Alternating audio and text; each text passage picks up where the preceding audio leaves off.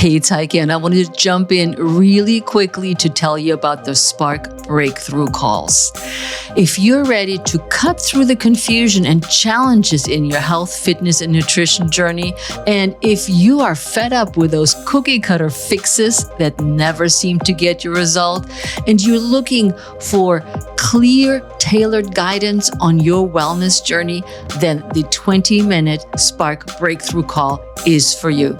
This 20-minute call is designed specifically for women in midlife that are serious about reclaiming their energy, vitality, confidence, and thrive.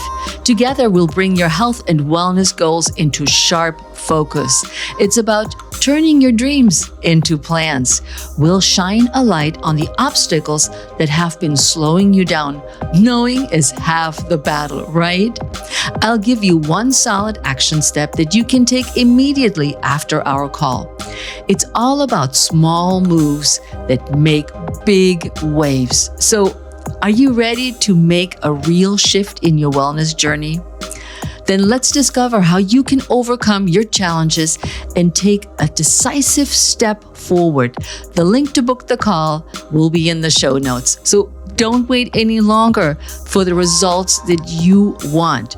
Book your call now.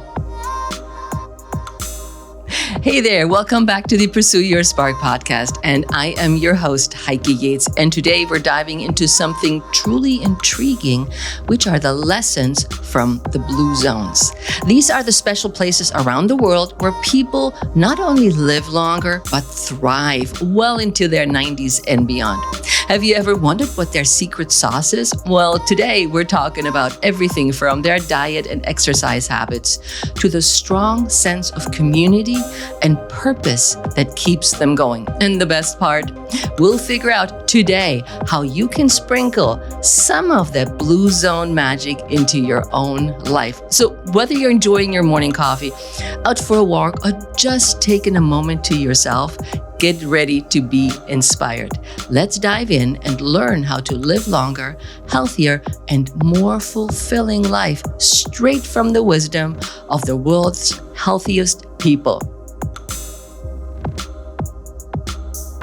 Ready to get unstuck and recharge your midlife? It's Heike Yates here with the Pursue Your Spark podcast, your spot for a straightforward talk on fitness, nutrition, and a can-do mindset. With over a decade of experience, I specialize in empowering women in midlife to break through limiting beliefs and thrive. We'll dive into everything important for women in midlife, from conquering menopause to fine-tuning your metabolism and letting go of old beliefs that no longer serve you. So are you ready to say, yes, I can? Tune in and discover actionable steps that make midlife feel better than ever. This is the Pursue Your Spark podcast. We live in a world that is inundated with stress, unhealthy food, and let's be honest, little exercise. It seems like we can't escape taking medications to reduce cholesterol, maintain a healthy weight, or curb our blood pressure. But what if there was another way? Let's look at diet, exercise, stress, and the power of a supportive community. These elements can make a world of difference. And that brings us to the blue zones, those rare regions where people live significantly longer, healthier lives. What can we learn from them? So before we dive into finding out where those magical zones are, let's find out who came up with this concept of the magical blue zones. So the concept of the blue zones was developed by Dan Buettner, a National Geographic Fellow and author. He, along with a team of researchers, identified and studied regions around the world where people live significantly longer and healthier lives.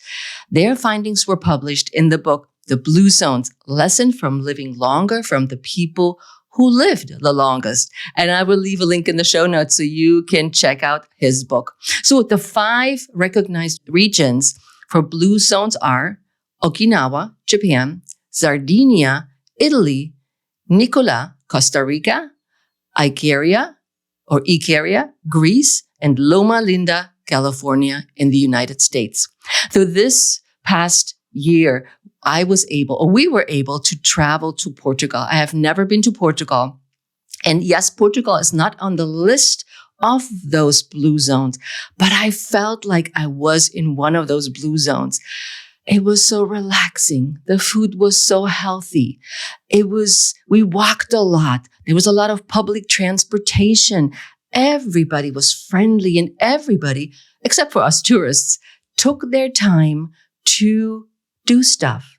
You sat at a restaurant, and it was not in, out, wham, bam, as I sometimes like to call it in the States, because you go in, the waiter comes right away, you get served, you get the check, and you get out. No, it was like sitting down. How are you? Here's some water. Here's a basket of bread. Here, look at the menu. Do you want some wine with your lunch? Great wine in Portugal. And so the meal took a little while longer, but you enjoyed it. There was no stress eating the meal, being finished on time, and hustling out. And you could sit there and nobody kicked you off the table because the table was needed. So that to me felt almost like I was in one of those blue zones. In the blue zones, one of the key factors to impressive longevity is that primarily plant-based diet. And I learned this in Portugal too. We ate a lot of fresh fish, very little meat, sometimes some chicken, and rarely ever beef.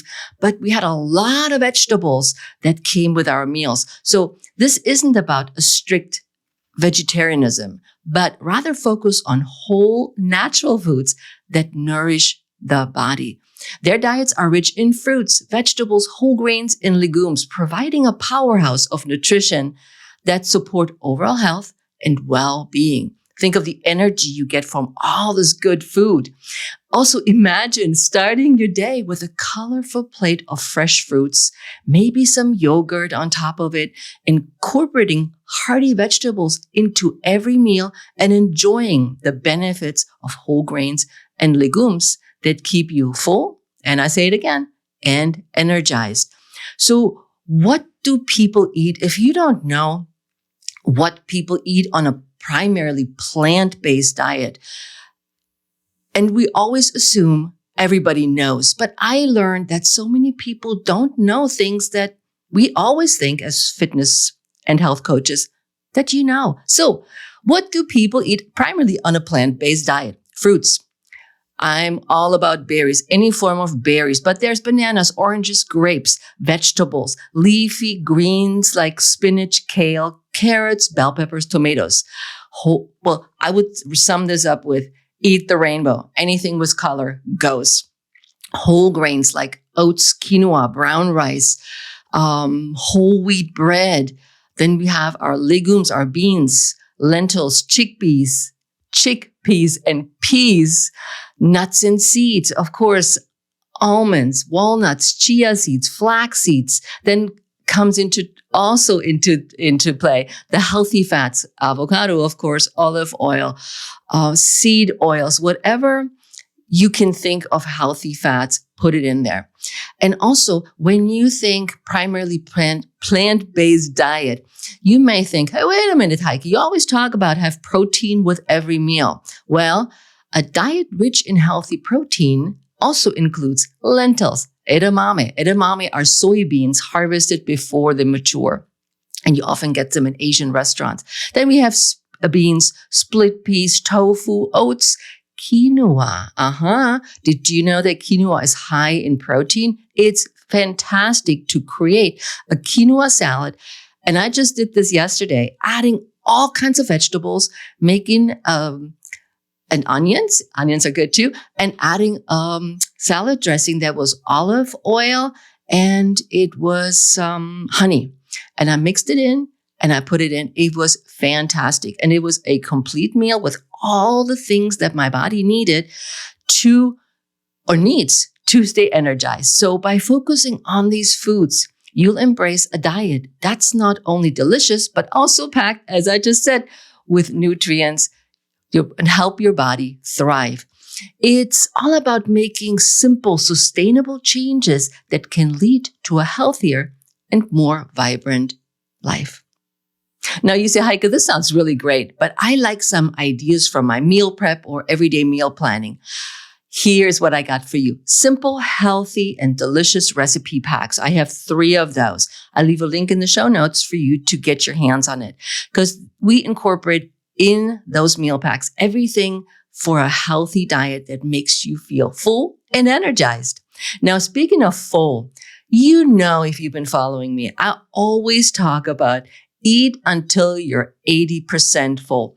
And when I did research for the podcast, I did not know that. So I learned something. In Okinawa, one of the blue zones in Japan, there's a unique and powerful principle they live by called, and I don't know how to pronounce this, but I'm going for it, hara-hachi-bu. This Confucian teaching advises people to eat until they're 80% full. It's a mindful approach to eating that helps prevent overeating and promotes better digestion.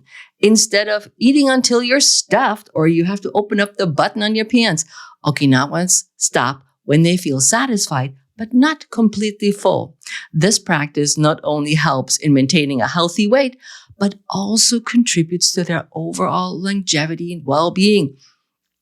We teach that in all of my courses, and I've been talking about this. 80% full is the way to go. So what does 80% full mean? Well, you have room to eat more. You could eat more, but you choose not to eat more because you're satisfied. By adopting hara-hachi-bu, you can cultivate a greater awareness of your body's signals, saying, hey, I've had enough, and develop a healthier relationship with food. It encourages you to slow down, savor your meals, and truly listen to your body's needs. This simple yet profound habit can be a game changer in how you approach eating, helping you feel more energized and balanced throughout the day. So not rushing through meals. I also teach, or you've heard it before, 20 minutes for a meal. And that can be a long time if your breakfast is a yogurt or 2 eggs. So maybe we're not looking at that for the 20 minutes, but think about it. If you have a nice lunch, a nice dinner, you don't want to rush through this and say, okay, I'm done. So I have something for you to listen to, and that's called What's the Difference Between Mindful versus Intuitive Eating? And I'll leave a link in the show note. That was a special episode that I recorded a couple years back, and it's still valid. So I'll put it in the link in the show notes so you can listen to that episode. Now you might think, ooh, this is great, Heike. 20 minutes for a meal, 80% full. You gave me a list of the foods that I might be incorporating into my daily life, but what does it really look like when I actually, start making my meals? What could I swap out? So here are some food ideas for you, or to help you swap out some of the foods or some ideas that you can say, oh, I never thought of it. Swap out rice for quinoa is number 1. Quinoa is nutrient-dense, whole grain that is rich in protein and fiber. And yes, we need to get a lot of fiber in. And that's why this diet or this way of eating, I should say, rather than diet, is ideal.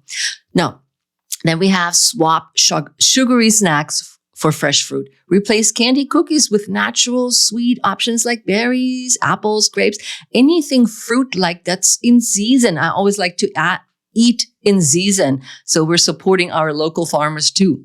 Swap soda for herbal water or water with lemon. Reduce sugar intake by opting for refreshing herbal teas or water infused with lemon and cucumber. I mean, if you don't know, there's so many bottled water, although I don't want to steer you in the direction of bottled water, but that you can buy that have these infused herbs already in there. If you can't think of anything, just drink water with lemon, drink water with, the word I can't think of right now is mint. Here we go. With mint is very tasty. Or you can make a tea with fresh ginger if you like something hot. Very healthy, very nutritious. Swap white bread for whole grain bread. Whole grain bread provides more fiber. We have fiber again and nutrients than a white bread. And I know it's like peanut butter and jelly sandwich on a whole grain may not be your jam, but you know what? This is an option. Opt for the best choice you can make at the time you're eating. Swap chips for nuts and seeds. For a crunchy snack, try almonds, walnuts, sunflower seed instead of potato chips. Swap creamy salad dressings for olive oil and vinegar.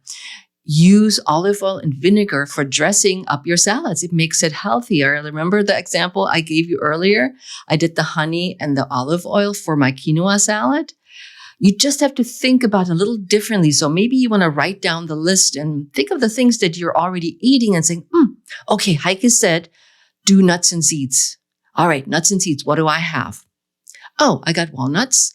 I got sunflower seeds, and I got maybe some hemp seed. What can I do with that? So go back and grab one of those meal packs or recipe packs.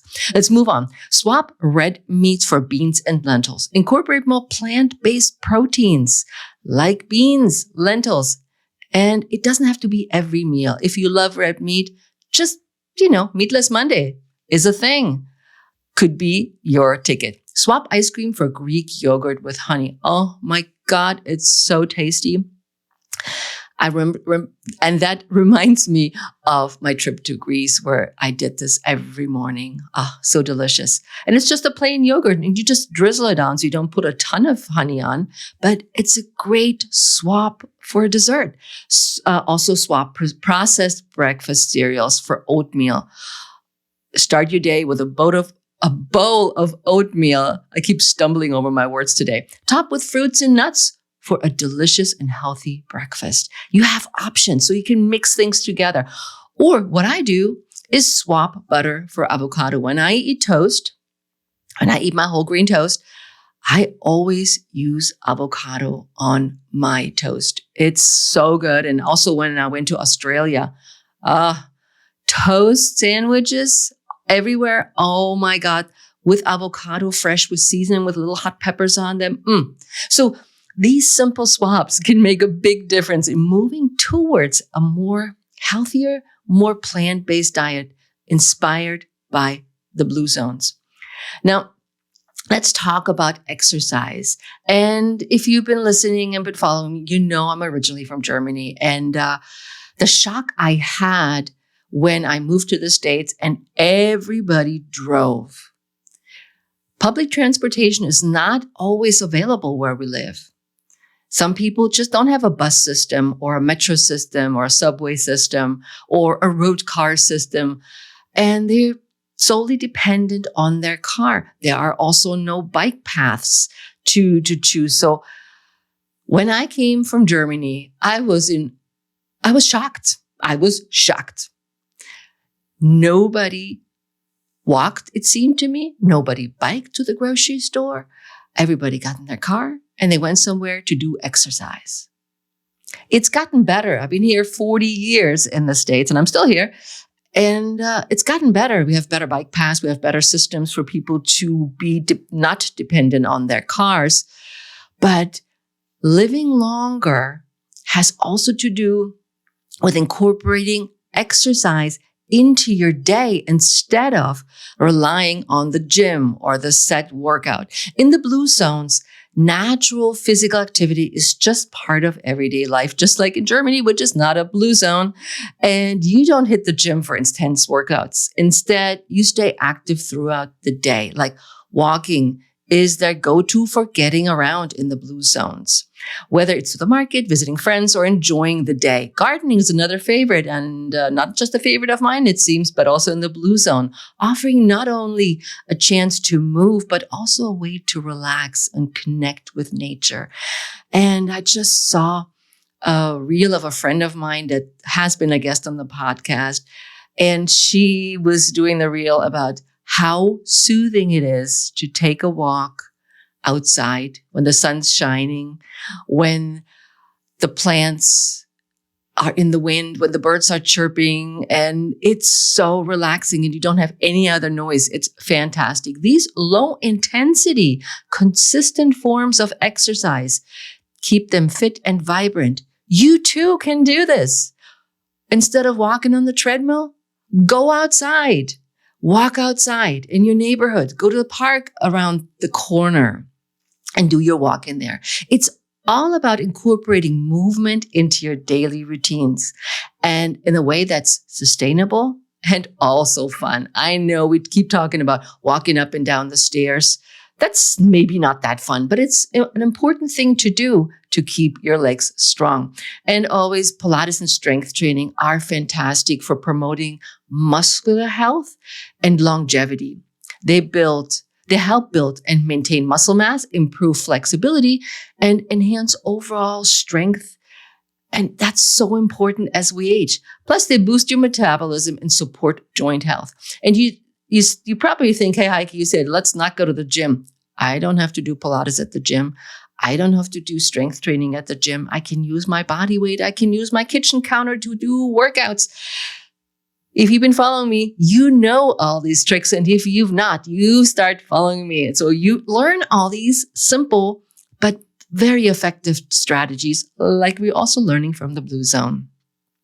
So to fit more physical activity into your busy schedule, try simple changes like taking the stairs, start short walks during your lunch breaks maybe, or incorporate body weight exercises or Pilates like the roll up or holding a plank while watching TV. Even small, consistent efforts can make a big difference in our health and well-being. And just recently, a client of mine shared with me that her health insurance has a plan where every day she does 10 to 12 minutes of workout. And she said, Heike, oh my God, I'll see you once a week for an hour. Is that enough? And I was just nodding my head saying, absolutely, it's enough. You do something every day, a little bit of this, a little bit of that, and it changes up. And it's a short period of time. It doesn't stress you out to get it in. It doesn't take a lot of time. And it doesn't take you, or for the most part, doesn't require you to even get into workout clothes. You can just do it in some, I would say almost PJs, but no, in some shorts and a t-shirt and be done with it. Now, I have a podcast for you, number 90, the best exercises for women over 50. I'll leave a link in the show note for you to check out, because this is also one of the main questions I get. Heike, what exercises are best for us women over 50? And let's talk about the power of community. And we're going back to Okinawa. The concept of moai highlights the importance of social circles that support healthy behaviors. These lifelong groups provide a sense of belonging, emotional support, and accountability, encouraging members to maintain healthy habits. Being part of a moai, again, I don't know if I pronounce it, but I'm assuming it's moai, means you're surrounded by friends who uplift and motivate you, make it easy to stick to your wellness goals.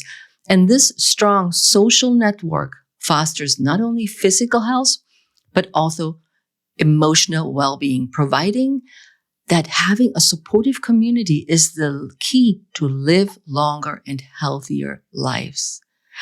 What have I been telling you? Set boundaries. This is a nice way of phrasing setting boundaries. Say no to people. Don't have negative people in your life. Don't interact with negative people as much as possible. Stay away from them. Find a supportive community that is along your lines, that is supporting your goals, that is supporting your intermittent fasting strategies, that wants to go with you for a walk instead of sitting around and watching a TV show. So somebody that says, yeah, I want to do this with you. I want to support you, which also supports me. I mean, how much fun is it to go out with my triathlon group and meet for a swim, meet for a bike ride?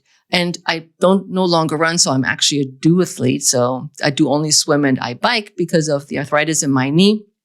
But I can hike, I can walk, and I can meet up with somebody that says, hey, I want to see you. I want to chat with you. Let's go exercise together. And if you have friends that you do exercises with, you do more than just talk about your exercise.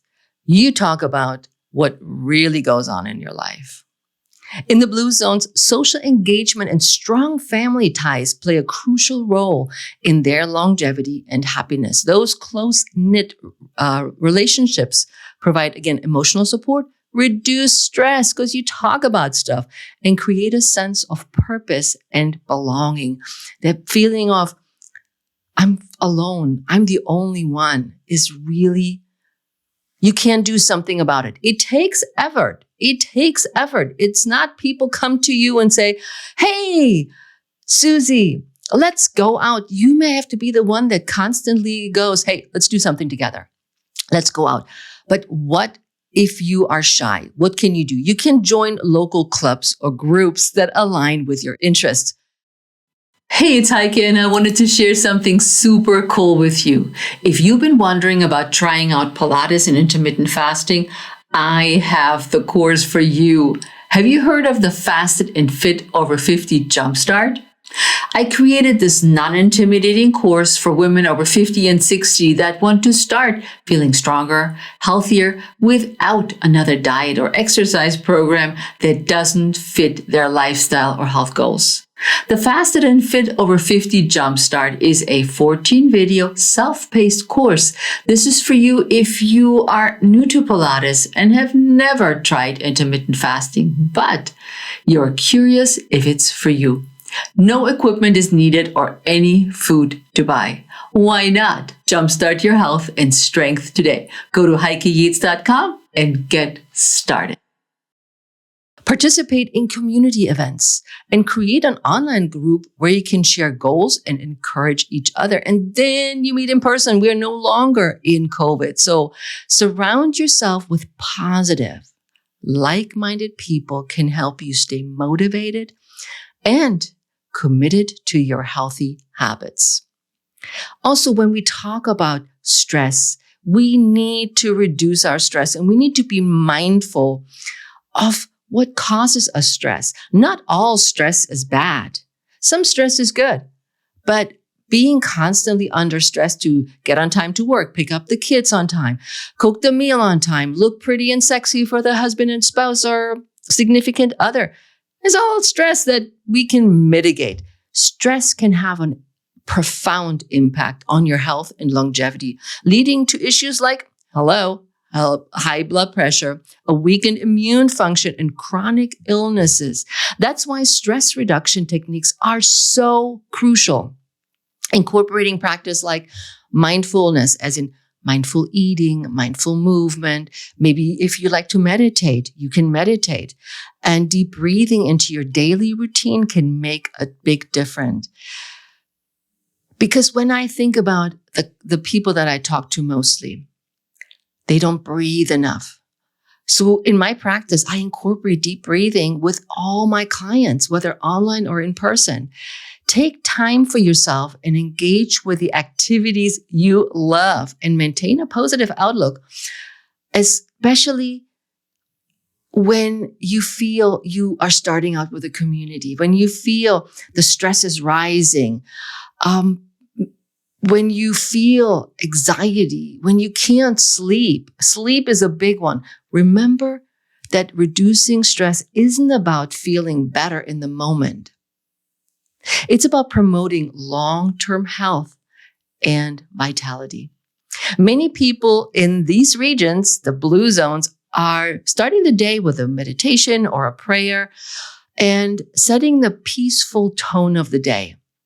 So what can you do?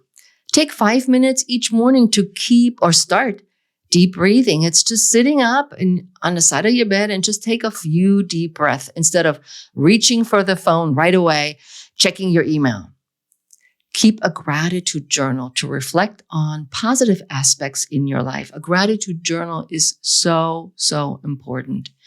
Take a little notebook, write it down. And no gratitude is too little to write into your book. But when you read it, you realize how blessed we are, how fortunate we are to have these moments in our lives. Practice brief meditation sessions, focusing again on your breath to stay grounded. And meditation doesn't have to be sitting in one spot and meditating, letting go of what bothers us or what's on our mind. This is definitely a practice that needs to be practiced. These small steps can lead to significant improvements into your mental and physical health, helping you manage stress more effectively. And of course, I got a resource for you for that. And that's episode number 205, 6 ways to double down on your midlife wellness. I'll leave a link in the show notes so you can listen to episode 205. Let's talk about purpose and longevity. We all need a purpose to get up in the morning. We all need to find a way that lights us up to get out of bed every morning and do the things we want to do that light us up, to go to a community center, to go out biking, which is what I'm going to do after I record this episode. I already have my bike clothes on, and my purpose for the moment is I'm going out to do my ride that I missed yesterday because we had big storm warnings, and my purpose is to stay healthier and live longer and live better longer. In the blue zones, having a sense of purpose is a common thread that significantly contributes to their longevity. And here's another one of the Okinawan. It's ikigai, or plan de vida in Costa Rica. This sense of purpose gives individuals a reason to get up in the morning and stay engaged with life. It provides motivation, reduces stress, and promotes mental and physical well-being. I got somewhere to go. Embracing a sense of purpose can add years to your life by fostering a positive outlook and a proactive approach to life, making life more fulfilled and meaningful. Be proactive. Like I said, your friends may not call you, but once you call them to go out for a walk, they're like, oh yeah, count me in. All the things that I've been talking about so far is that it's really important to think about what your life will be like when you potentially retire. What will you do when you retire? Do you have a plan going forward? Having a sense of purpose can truly transform your life, adding not just years, but also quality to those years. I encourage you to explore your own passion and see how they contribute to your sense of purpose. When you're driven by what you love, it becomes easier to stay motivated and engaged. To help you identify and integrate your sense of purpose into your lives, here's some simple exercises that you might want to try out. Reflect on your passion. Take some time to write down activities or topics that excite you and inspire you. And if nothing comes to mind, ask your friends. Ask your family. What do they do? Sometimes we are stuck in our own thoughts and we don't realize what else is beyond our own ideas. Set intentional goals. Think about what you want to achieve and set small, actionable steps to get there. For instance, you could plan a trip. You're like, oh my God, I wanted to go on this cruise for so long. Well, set actionable steps. How healthy do I need to be? How strong do I need to be? How much money do I need to have?